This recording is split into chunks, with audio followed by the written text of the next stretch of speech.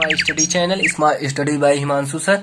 आज हम class 10th math trigonometry exercise 8.2 question number 4 पर डिस्कस करेंगे। आज हम आपको क्वेश्चन नंबर 4 प्रोवाइड करा रहे हैं।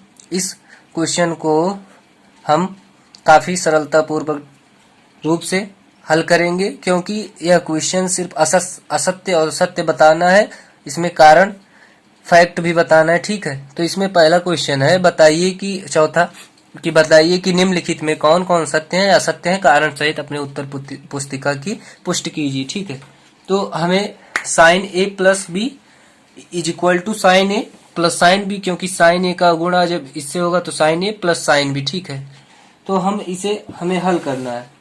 तो इसके लिए सबसे पहले हमें इसे मानना पड़ेगा। हम मान सकते हैं, मान लीजिए, लिख दें, मान लीजिए कोण ए बराबर 30 अंश, ठीक है, और कोण बी बराबर 60 अंश हो, तभी हम इस कारण देना है तो हमें कुछ मानना पड़ेगा। ठीक है, तो हम लिखेंगे sine A plus B is equal to sine A plus sine B. ठीक है, साइन बी, तो इसके जगह पे हम जहां साइन ए के जगह पर हम लिख देंगे यहां पर साइन 30 प्लस 16, तो हमारा आ जाएगा ये साइन 90 डिग्री। 6 3 9 90, 90 डिग्री हमारा एक होता है। अब इसे लेंगे हम राइट हैंड साइड को, राइट हैंड साइड हमारा sign A plus sine B जब लेंगे तो साइन ए का मान हमारा 30 अंश, ठीक है, साइन बी का मान हमारा साइन 60 अंश, तो हमारा साइन 30 अंश का 1/2 और इसका अंडर रूट 3/2, तो हमारा कितना हुआ, हमारा ये हुआ 2, 1 प्लस अंडर रूट 3 हुआ ना। तो क्या ये दोनों बराबर हैं? ये बराबर नहीं है, तो हम लिख देंगे LHS is equal not is equal to RHS। तो यह इसमें दिए हैं sine A plus B is equal to sine A plus sine B, तो इसमें बराबर दिए हैं, तो हम ए हमारा बराबर नहीं है, तो हम इसे लिखेंगे यह, अतः यह फलन असत्य है, असत्य है। ठीक है, यह फलन असत्य है।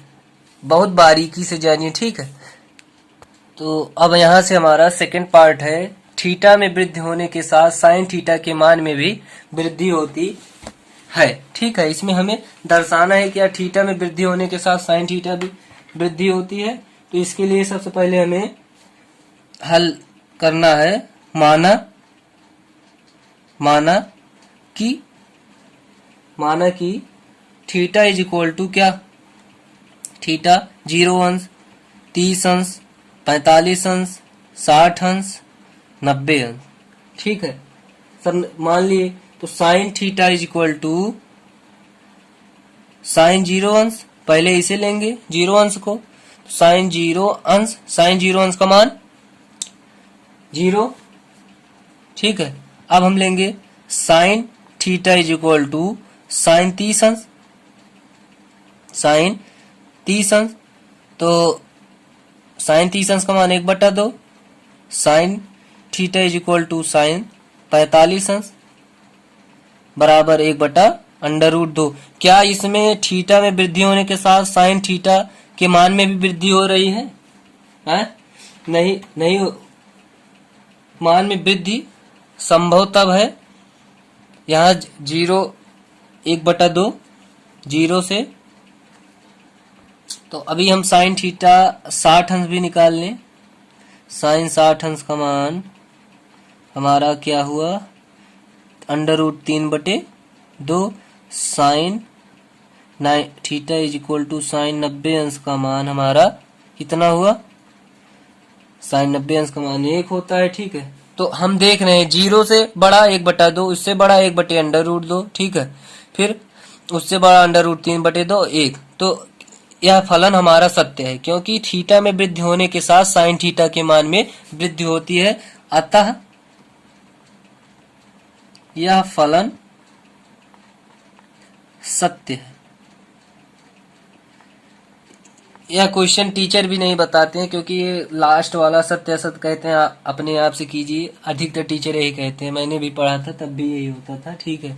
तो आराम से देखिए, कोई ज्यादा इंपॉर्टेंट क्वेश्चन नहीं है, ठीक है।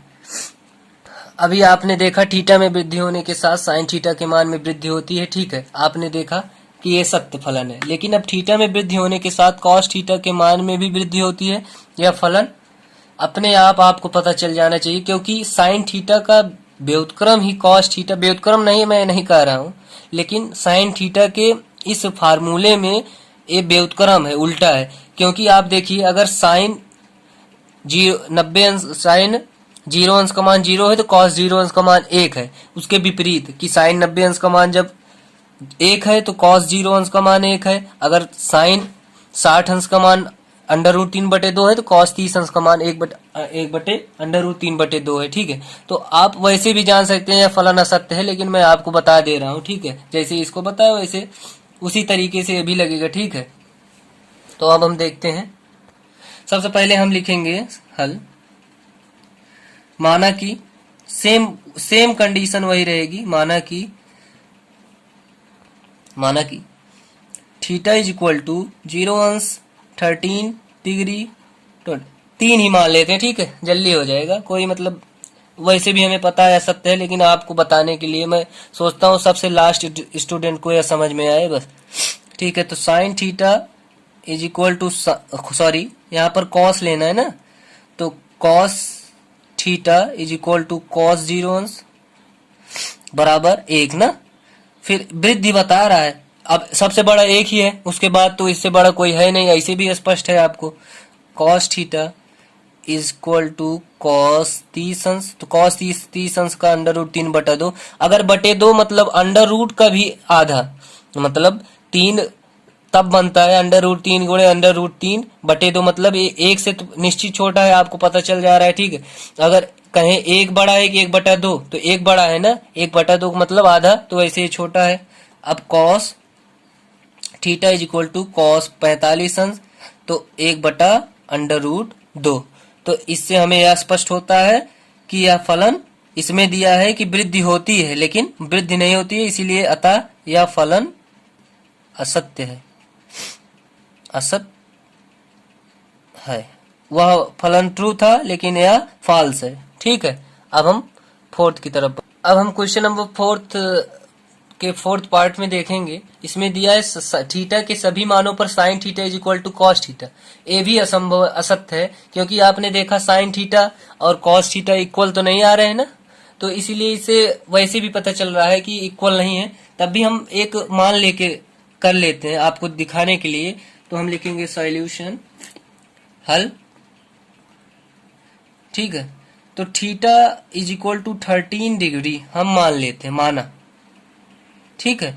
तो अब हम लिखते हैं साइन 30 अंश का मान हमारा क्या है, 1/2, और कॉस 30 अंश का मान कॉस के लिए भी लेंगे, यहां पर देखिए कॉस के लिए भी साइन के लिए √3/2। क्या 1/2 इक्वल है √3/2 के? नहीं है ना, मतलब इक्वल नहीं है, तो हम लिख सकते हैं यहाँ पर अतः यह फलन क्या है, फॉल्स है, असत्य है। अब हम बढ़ते हैं फिफ्थ पार्ट की तरफ। बहुत इजी क्वेश्चन है, आपको सिर्फ इसे समझना है। जैसे ही आप क्वेश्चन देखें आपको पता चल जाना चाहिए क्वेश्चन में यह होगा, ठीक है। अब यहाँ पर हम देखेंगे फिफ्थ पार्ट। इसमें दिया है अगर a is equal to 0 degree पर कॉट ए परिभाषित नहीं है, मतलब अपरिभाषित है, मतलब अनंत है। तो अब हम देखेंगे, इसमें लिखेंगे चूंकि a इज इक्वल टू 0 अंश, तो कॉट 0 अंश का मान हमारा क्या होता है, अनंत। तो जब कॉस 0 अंश का मान अनंत होगा तो यह हमारा फलन सत्य है, क्योंकि इसमें परिभाषित नहीं है, अतः यह फलन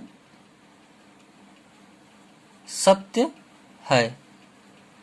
तो हमारा आज प्रश्नावली 8.2 समाप्त हो गया। अब आगे हम 8.3 पर डिस्कस करेंगे अगले वीडियो में। अगर यह वीडियो आपको पसंद आया हो तो लाइक कीजिए, कमेंट कीजिए एंड बेल आइकन को प्रेस कीजिए, जिससे आपको हमारी नोटिफिकेशन जल्दी मिल सके। ठीक है, तो आज हमारा 8.2 समाप्त हुआ। अब हम अगले वीडियो में 8.3 पर डिस्कस करेंगे। धन्यवाद।